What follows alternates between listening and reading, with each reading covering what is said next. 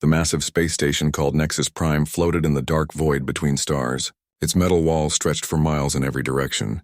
Bright lights flickered through windows where thousands of beings worked day and night. This was the heart of the Galactic Coalition, and today it buzzed with fear. Commander Taemin Kim walked slowly through the long corridors. His black uniform was clean and pressed. His face showed no emotion as he passed groups of alien soldiers talking in worried voices. Some had scales that gleamed under the lights. Others had fur or crystal skin that changed colors. All of them looked scared. The War Council room was huge. A round table sat in the center with chairs for 20 beings. Holographic displays showed star maps and ship formations floating in the air above. The room smelled like metal and the strange scents of 12 different alien species. Taemin took his seat quietly. It was smaller than the others and placed slightly back from the main table. This was where humans always sat. Not quite part of the inner circle, but close enough to listen. Admiral Rokutal entered first. He was a saurian, standing 8 feet tall with green scales and yellow eyes. His claws clicked on the floor as he walked. Behind him came High Strategist Vexmore, a being made of living crystal that sparkled when he moved. Other alien commanders followed, each one larger and more impressive than the last. General Hyujin Park was the only other human in the room. She sat across from Taemin and nodded to him. She had been fighting aliens' wars for 20 years and had earned their respect through blood and sacrifice. But even she seemed small next to the alien commanders. The Vorthak Empire has taken another system, Admiral Rokutal announced. His voice was deep and rough like grinding stones. The Kalari colonies are gone. 17 billion beings are now under their control. The room fell silent. The Vorthak were the nightmare that kept the Coalition awake at night. They appeared 5 years ago from unknown space. Their ships were fast and deadly. Their soldiers fought without fear. Worst of all, they seemed to know exactly how to defeat every army they faced. "We must strike back," said Commander Yixnol, a purple-skinned being with 4 arms. "Show them our strength." Strength? High Strategist Vexmore's crystal body flashed red. "They destroyed the 5th Fleet with half our numbers. We need strategy, not blind courage." Admiral Rokutel slammed his claw on the table. "The Saurian Empire has never lost a war through strategy. We win through superior firepower and discipline." "Your empire never faced an enemy like this," replied Vexmore coldly. The argument began like it always did. Each alien commander believed their way of fighting was the best. The Saurians wanted massive ship battles. The Zephyrians wanted complex tactical formations. The Mollusk Collective wanted to wait and defend. The insectoid hives wanted swarm attacks. Taemin listened to it all. He took notes on a small tablet, writing down everything each commander said. His fingers moved quickly across the screen, recording not just their words, but how they said them. Who got angry first? Who backed down? Who tried to control the conversation? Hours passed. The aliens argued about ship designs and weapon types. They shared intelligence reports about Vorthak fleet movements. They drew battle plans on the holographic displays. Through it all, Taemin said nothing. He was good at being invisible. Humans had learned this skill over the past 50 years since joining the Coalition. They were the newest members, the weakest militarily, and often treated like junior partners. The Vorthak attack in waves. General Park finally spoke up. First their fast ships, then heavy cruisers, then their command vessels. "If we could break their timing..." "Obvious," Admiral Rokutal interrupted. "Every species uses staged attacks. This tells us nothing new." Taemin looked up from his tablet. The aliens were missing something important, but he knew better than to speak too soon. He had learned to wait for the right moment. The holographic display showed the latest battle footage from the Kalari system. Vorthak ships moved in perfect coordination, destroying Coalition defenders with brutal efficiency. Their black hulls absorbed weapon fire that should have crippled them. Their tactics seemed to predict every move the Coalition made. "They fight like machines," said Commander Yixnol. "No emotion, no mistakes." "Perfect soldiers," agreed Vexmore. "We cannot match their precision." Taemin watched the footage again. Something bothered him about the way the Vorthak ships moved. There was a pattern hidden in their attacks, but he needed more data to understand it. "Perhaps," he said quietly, "we should study their culture." The room went silent. All eyes turned to the human sitting at the back table. Admiral Rokutal's yellow eyes narrowed. "Culture? We are discussing military strategy, not alien poetry." Every fighting force reflects its origins. Taemin continued calmly. The way they attack, retreat, group their ships. It all comes from how they think. High strategist Vexmore flashed bright blue, which Taemin knew meant amusement. Humans always look for emotional explanations. The Vorthak are clearly a logical species. They fight efficiently because they think efficiently. But what if they're not logical at all? Taemin asked. What if they're following instincts we don't understand? The alien commanders looked at each other. Some made sounds that might have been laughter. Commander Kim, Admiral Rokutal said with patience that sounded fake. Your species is known for seeing patterns that do not exist. You look at clouds and see faces. You find meaning in random events. This is not how wars are won. We need ships and weapons, added Commander Yixnol, not human superstitions. Taemin nodded and looked back at his tablet. He had expected this reaction. Humans were always dismissed as too emotional, too irrational, too primitive. The aliens saw human curiosity as weakness. The War Council continued for 3 more hours. They decided to build a larger fleet with bigger guns. They would meet the Vorthak in direct battle and overwhelm them with superior numbers. It was the same strategy that had failed twice before, but the aliens believed this time would be different. As the meeting ended, General Park approached Taemin. You have an idea, she said quietly. Several ideas, he replied, but they won't listen until their plan fails. And if it fails badly? Taemin looked at the holographic display still showing Vorthak ships destroying coalition forces. Then maybe they'll be desperate enough to try something different. The aliens filed out of the room, talking loudly about their brilliant new strategy. Taemin remained seated, still watching the battle footage. He rewound it to study a particular moment when 3 Vorthak ships changed formation. There, for just a few seconds, he saw something the aliens had missed. A hesitation. A break in their perfect coordination. It lasted only moments, but it revealed something important about how the Vorthak really thought. Taemin smiled slightly and made another note on his tablet. The aliens thought humans were too emotional to understand war. They were about to learn how wrong they could be. 3 weeks after the War Council meeting, the Coalition's Grand Fleet gathered at the edge of Vorthak space. 250 ships formed perfect battle lines just like the alien commanders had planned. Massive dreadnoughts floated alongside sleek cruisers and swarms of fighter craft. It was the largest force the Coalition had ever assembled. Taemin stood on the bridge of the command ship Unity's Pride. He watched through the large windows as ships prepared for battle. Their hulls gleamed in the light of nearby stars. Weapon systems charged with bright energy. It should have been an impressive sight, but Taemin felt only worry. Admiral Rokutal stood at the center of the bridge, his scales bright with excitement. Today we show these Vorthak the power of the Coalition, he declared. No enemy can stand against such a force. High strategist Vexmore's crystal body pulsed with calculating light patterns. All ships are in position. Formation Alpha 7 as we planned. The Vorthak will not expect such coordinated precision. Taemin wanted to point out that the Vorthak seemed to expect everything so far, but he stayed quiet. He had tried to share his observations about Vorthak behavior patterns during the planning sessions. Each time the alien commanders brushed him aside. The battle began exactly as the Coalition planned. Their ships advanced in tight formation, weapons firing in coordinated volleys. Energy beams lit up space like deadly fireworks. For the first hour, everything went perfectly. Then the Vorthak arrived.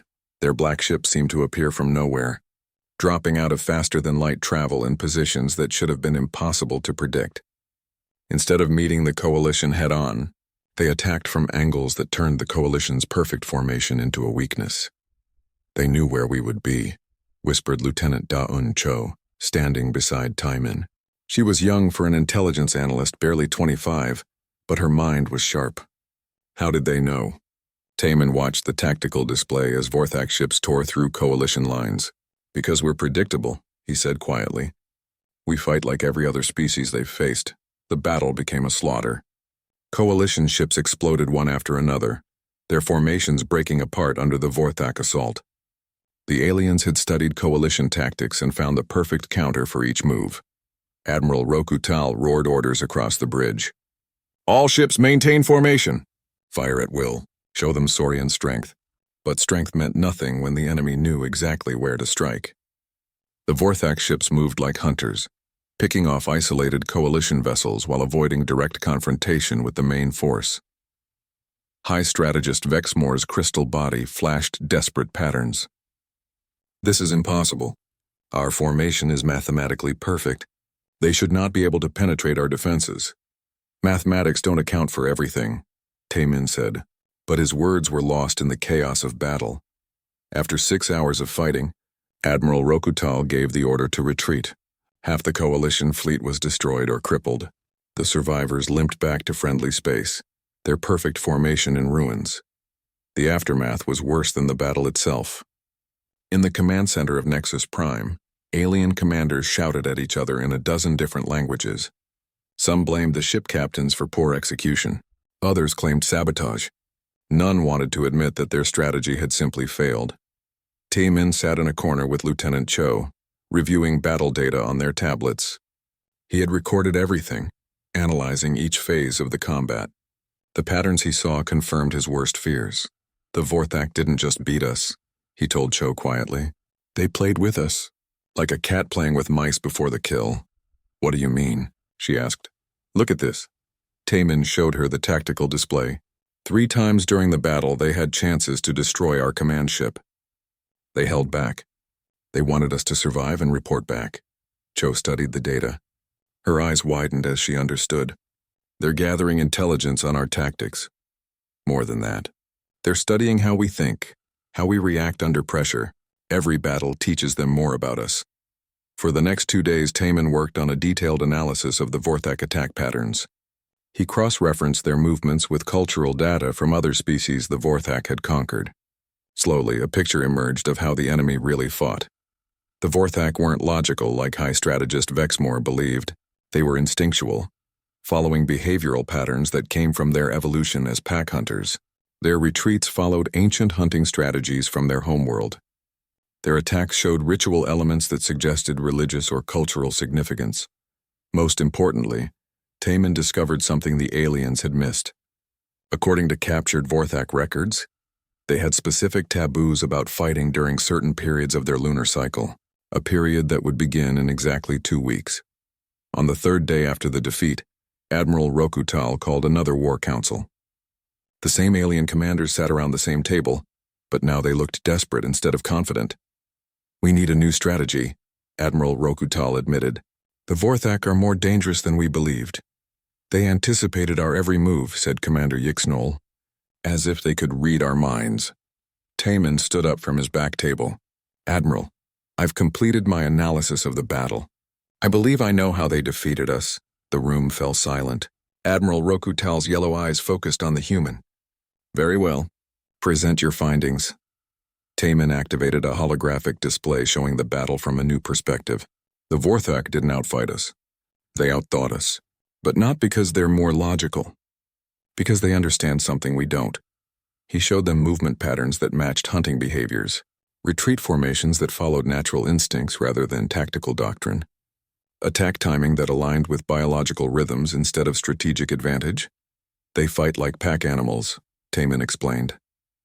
Everything they do serves the group dynamic. When they separate our ships from the formation, they're not just dividing our force. They're triggering psychological responses that make our crews panic. High Strategist Vexmore flashed skeptical colors. You are suggesting they use psychology as a weapon? I'm saying they use it as their primary weapon. Look at this data from their religious calendar. In 2 weeks, they enter a period where fighting is forbidden by their culture. If we attack then, they'll be vulnerable. Admiral Rokutal leaned forward. How can you know this? Where did you get information about their religion? From the survivors of worlds they conquered. Refugee reports, intercepted communications, cultural analysis. The information was always there. We just never looked for it. Commander Yixnol waved his forearms dismissively. Superstition and guesswork. We need real intelligence, not human fairy tales. This is real intelligence, Taemin insisted. Cultural analysis is a military tool. Every successful human general has used it. Human generals, Admiral Rokutal said with cold amusement. Your species has been at war with itself for thousands of years. That hardly makes you experts on galactic warfare. High Strategist Vexmore's crystal body pulsed with calculating light. Commander Kim, your theories are interesting but unproven. We cannot base military strategy on speculation about alien psychology, but you can base it on the assumption that they think like us? Taman asked. Which has already failed twice. The alien commanders looked uncomfortable. They knew he was right about their failures, but admitting it meant accepting human insights they had always dismissed. We will consider your recommendations, Admiral Rokutal said finally, but we cannot delay our response based on unverified cultural theories. Lieutenant Cho whispered to Tai Min as the meeting continued. They're not going to listen, are they? No, he replied quietly. They'll try the same strategy with minor improvements, and they'll lose again. The War Council spent the next 4 hours planning another conventional attack. They would use different ship formations and varied tactics, but the basic approach remained the same. Meet the Vorthak in direct battle and overwhelm them with superior firepower. As the aliens discussed deployment schedules and weapon modifications, Taman made his own plans. If the coalition wouldn't use human intelligence, maybe it was time for humans to use it themselves. After the meeting, General Park approached him in the corridor. You look like a man with ideas, she said. I have ideas, Taman admitted. But they're not the kind that win approval in committee meetings. What kind are they? Taman looked around to make sure no aliens were listening. The kind that work. General Park studied his face. She had known him for 5 years and learned to trust his judgment. What do you need? Time, he said, and access to the human networks throughout coalition space. Consider it done. But Taman, she paused, if you're right about the Vorthak and we're wrong, a lot of good beings are going to die in the next battle. Taman nodded grimly. They're going to die anyway if we keep fighting the same way. At least this gives us a chance to learn from their sacrifice. As General Park walked away, Lieutenant Cho joined Taman again. Sir, what are we really going to do? Taman looked out through a window at the stars beyond Nexus Prime. Somewhere out there, the Vorthak were preparing for their next attack. They thought they understood the coalition completely. They had no idea that one quiet human had been studying them just as carefully. While the coalition leaders rebuilt their shattered fleets, Taman worked in the shadows. He sent coded messages across the galaxy, reaching out to humans scattered throughout coalition space. Most aliens never noticed these communications. They saw humans as minor players, useful for support roles but not important enough to monitor closely. This blindness was about to become their greatest mistake. Captain Hyunwoo Lee received his message while docked at Kepler Station. He commanded a freight hauler called Peaceful Journey, one of hundreds of human ships that carried supplies between worlds.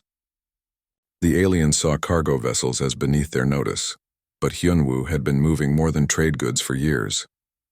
He read Taman's encrypted message twice before deleting it. Then he walked to the cargo bay where his crew waited. They looked like ordinary freight workers, but each one had military training hidden in their past. Change of plans, Hyunwoo announced. We're not carrying medical supplies to Centauri Colony. We're carrying something else entirely. His first officer, a weathered woman named Su Jin, raised an eyebrow. What kind of something else? The kind that explodes when you need it to, Hyunwoo said with a grim smile. 3 systems away, Dr. So Young Kang worked in a research lab on Titan Base. She studied alien biology for the Coalition Science Division, a job that gave her access to samples from every species in the galaxy, including the Vorthak. Her official reports focused on medical applications and biological defenses, but in her private lab she pursued different questions. What did Vorthak warriors eat? How did their nervous systems function? What biological processes were essential to their survival? When Taman's message arrived, she already had most of the answers. So Young sealed her official work and opened a hidden storage unit. Inside were dozens of biological samples and experimental compounds. Things that could disrupt Vorthak digestion, interfere with their sleep cycles, or cause temporary paralysis in their muscle groups. Time to test some theories, she murmured to herself. Engineer Myung-ho Seo worked in the Coalition's weapons development program. He designed shield generators and energy weapons for alien commanders who barely acknowledged his existence. They gave him specifications and expected results, nothing more. What they didn't know was that Myung-ho had been studying Vorthak technology for months. Every destroyed enemy ship provided data about their defensive systems. Every captured weapon revealed secrets about their energy patterns. He had discovered something remarkable. Vorthak shields operated on specific frequency harmonics that made them incredibly strong against most attacks. But those same harmonics created a vulnerability that could be exploited if you knew exactly how to target it. Myung-ho had built the targeting system. Now he needed ships to carry it. Lieutenant Dayun Cho became Taemin's coordinator on Nexus Prime. While alien intelligence officers focused on traditional military data, she gathered a different kind of information. She studied Vorthak communication patterns, looking for cultural clues hidden in their battlefield chatter. Most military analysts dismissed enemy communications as propaganda or misdirection. But Dayun listened for the spaces between words, the emotional undertones that revealed how the Vorthak really thought. She discovered that Vorthak commanders used specific phrases when they felt uncertain. They had verbal tics that appeared when they were separated from their support groups. Most importantly, they spoke differently during their religious periods, using formal language that slowed their reaction times. "They're not emotionless machines," she reported to Taemin. "They're emotional beings trying to act like machines, and that creates stress fractures we can exploit." The human network grew quietly over the following weeks. Traders shared information between star systems. Diplomats gathered cultural intelligence from refugee populations. Engineers modified equipment in ways that wouldn't be noticed until the moment of activation. All the while, the coalition prepared for their second major offensive against the Vorthak.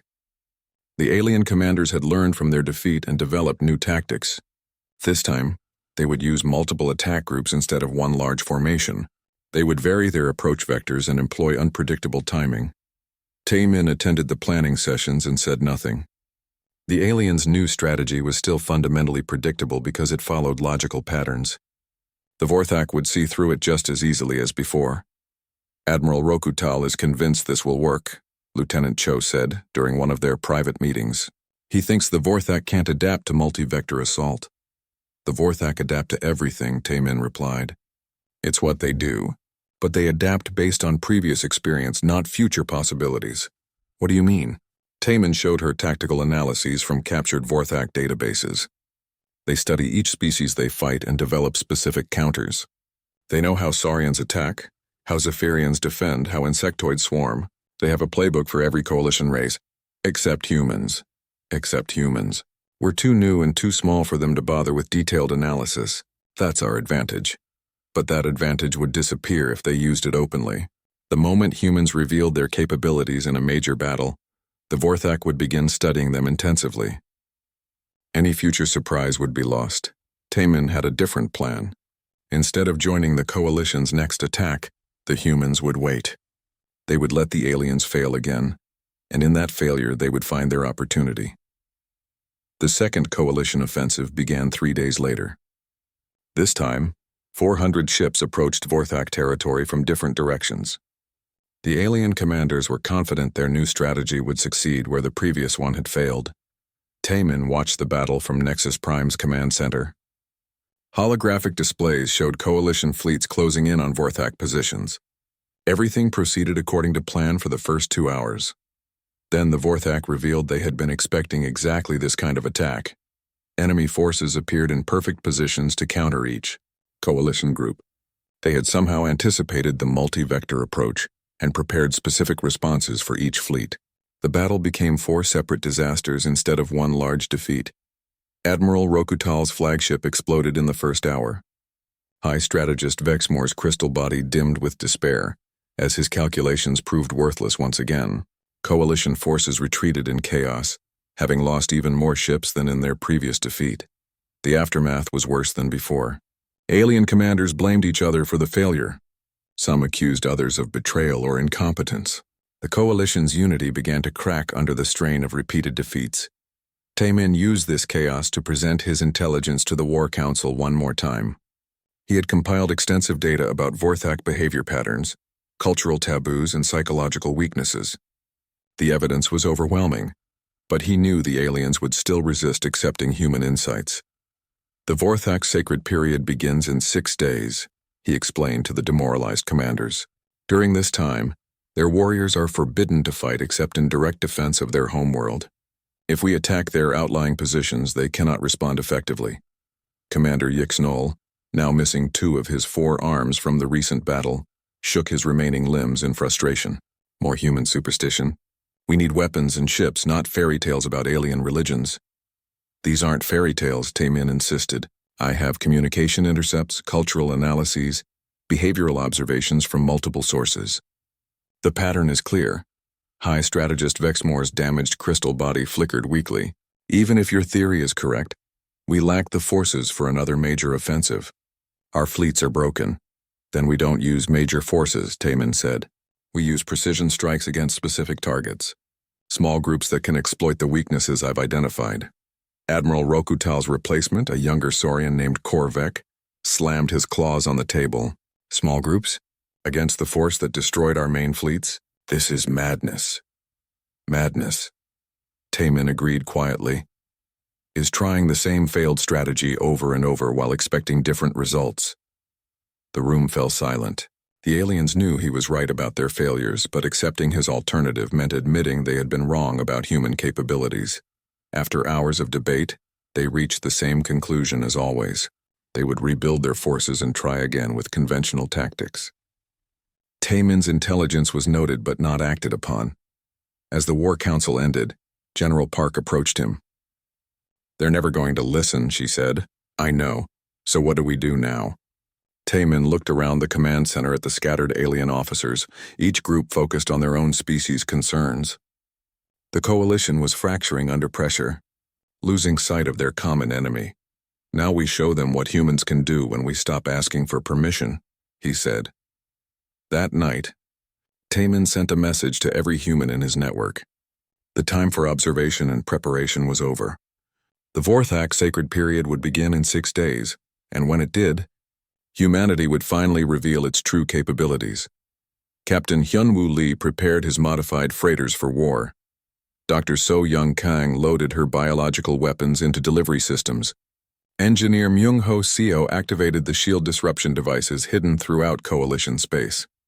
Lieutenant Da-eun Cho monitored Vorthak communications for signs of the religious transition. The Coalition's second defeat was even worse than their first. This time the Vorthak didn't just destroy the attacking fleets. They followed the retreating ships and struck at 3 core Coalition worlds. The planets Kepler Prime, New Centauri, and Titan fell within 72 hours. Panic spread through Coalition space like wildfire. Refugee ships filled the hyperspace lanes, carrying survivors from the conquered worlds. Emergency broadcasts filled communication channels with desperate calls for help.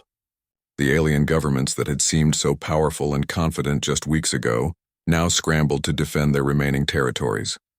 On Nexus Prime, the command center buzzed with frantic activity around the clock.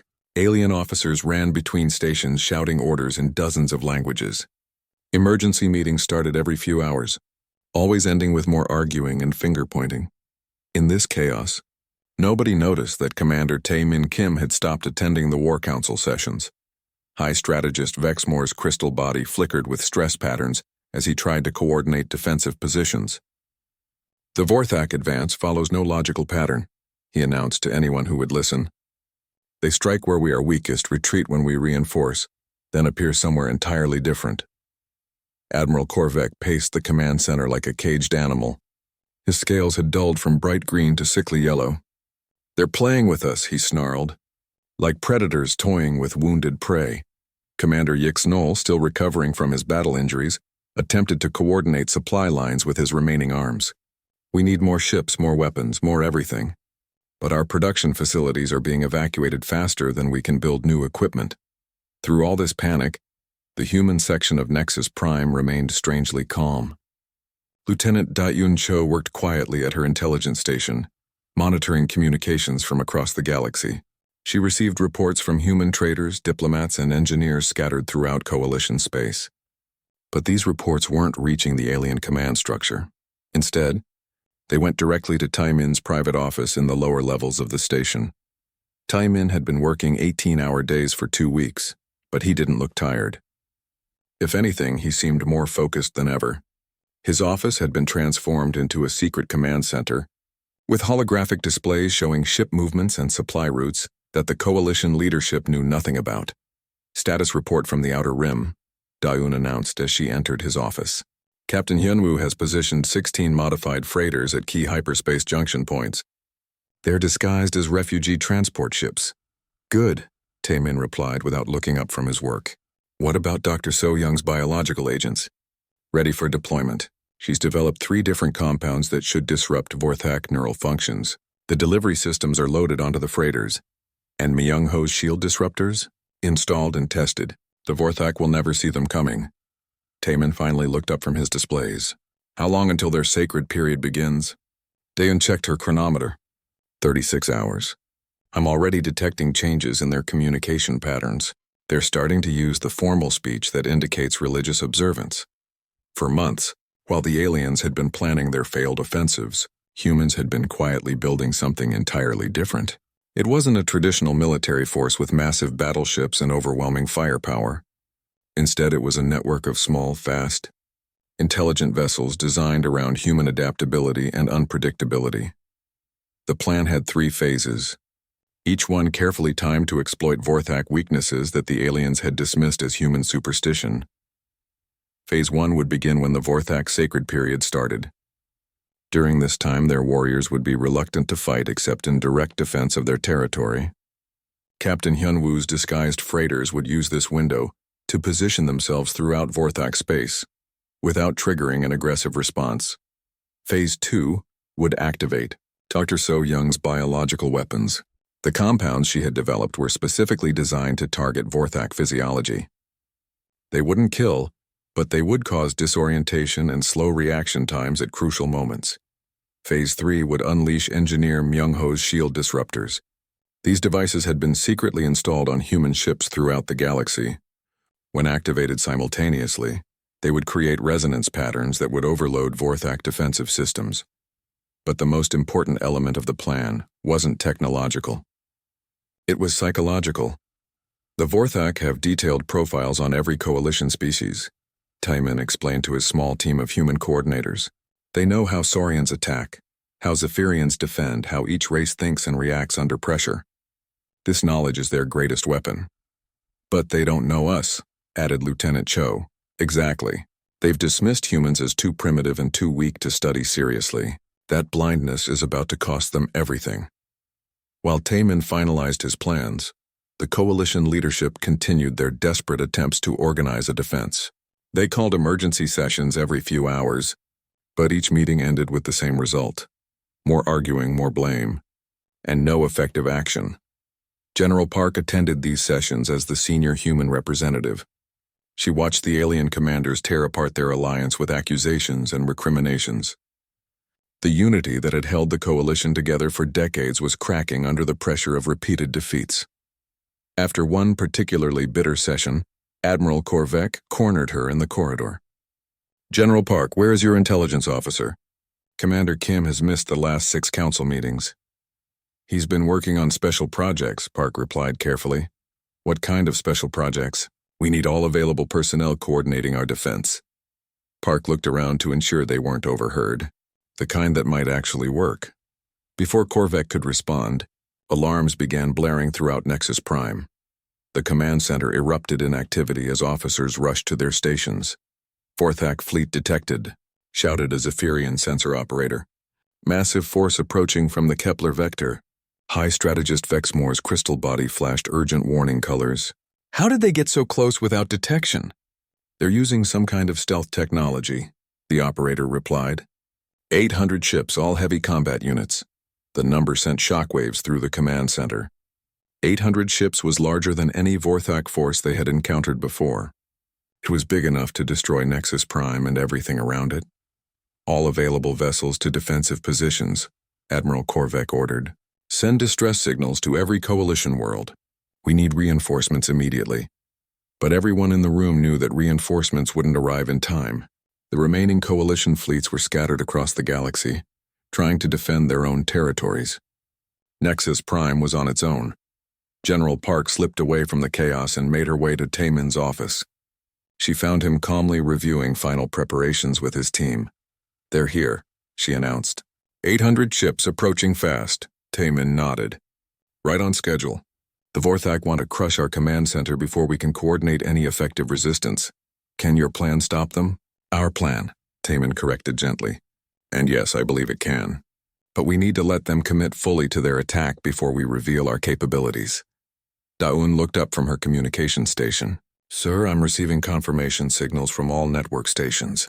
Captain Hyunwoo reports his freighters are in position. Dr. So-young's biological agents are ready for deployment. Engineer Myung-ho's disruptors are armed and awaiting activation command.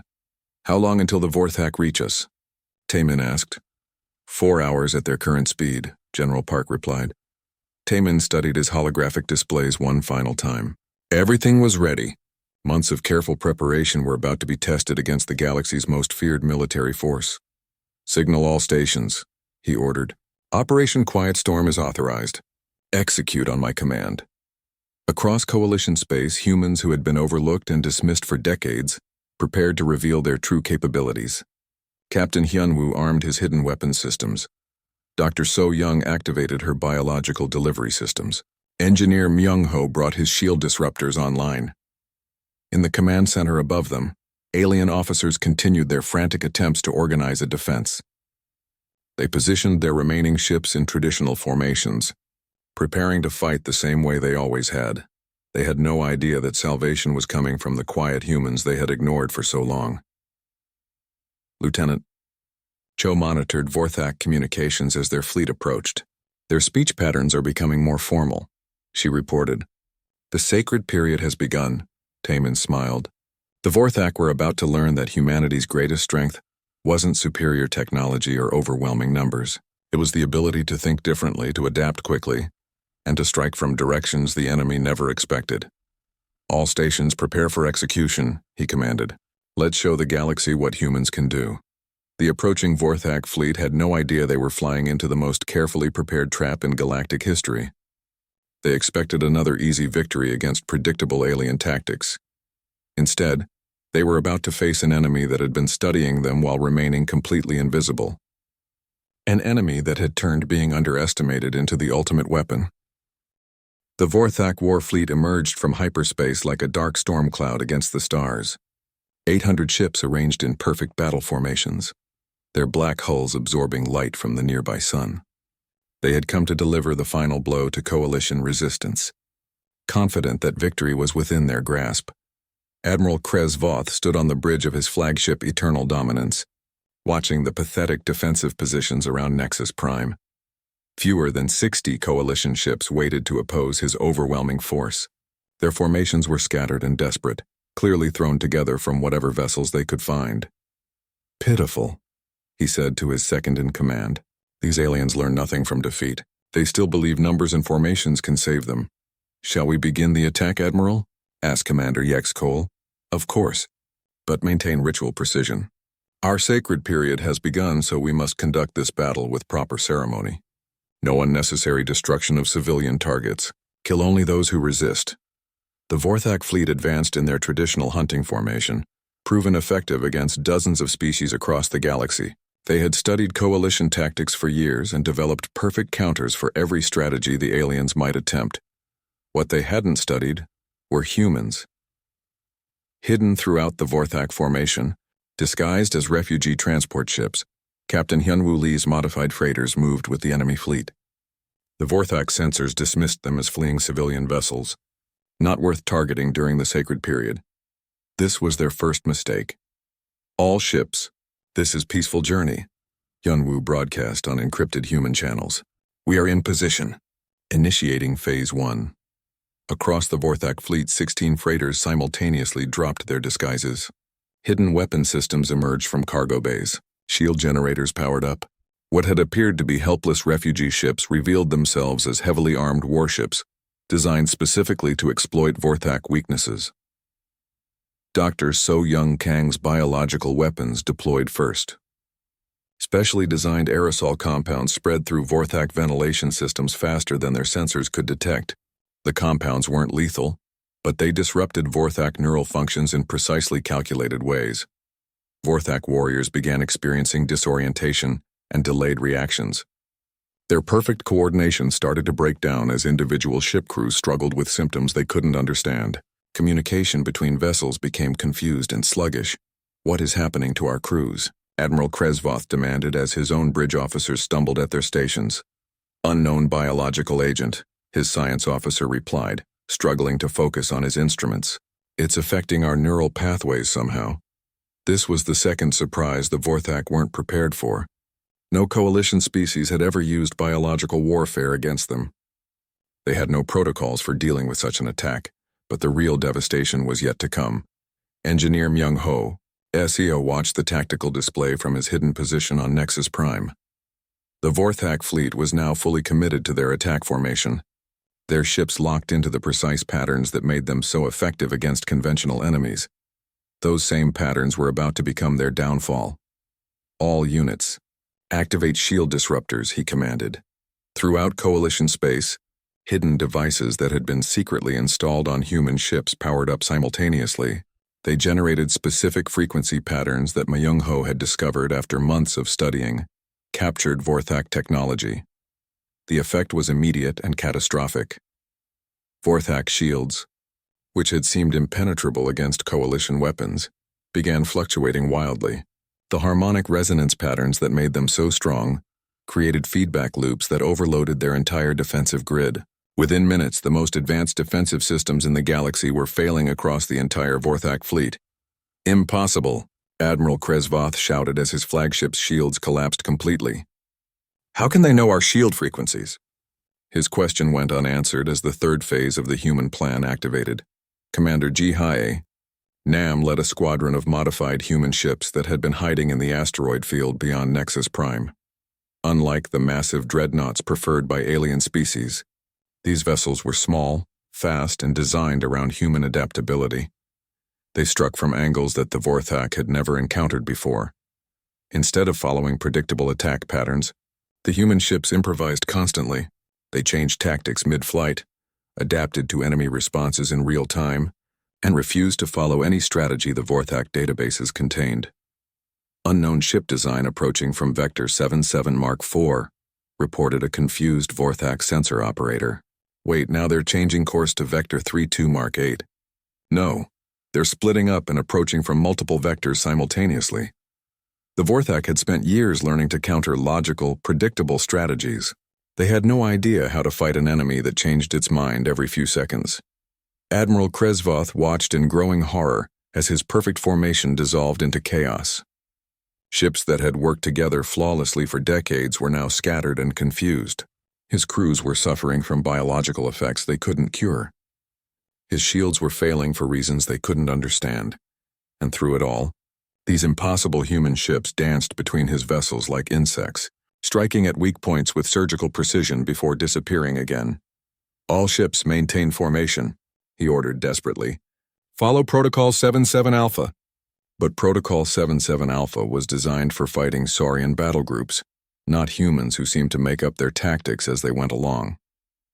The more rigidly his ships tried to follow their programming, the more vulnerable they became to human improvisation. On Nexus Prime, Lieutenant Da-Un-cho monitored Vorthak communications with growing excitement. Their command structure is breaking down, she reported to Taiman. Individual ship captains are requesting new orders, but their commanders are too disoriented to provide effective guidance. Perfect, Taiman replied calmly. Signal Phase 4. This was the psychological masterstroke. Da-Un activated communication jammers that had been specifically designed to exploit Vorthak pack hierarchy behavior. The jammers didn't block all communications, but they selectively disrupted the frequency patterns that Vorthak commanders used to maintain unit cohesion. The effect was devastating.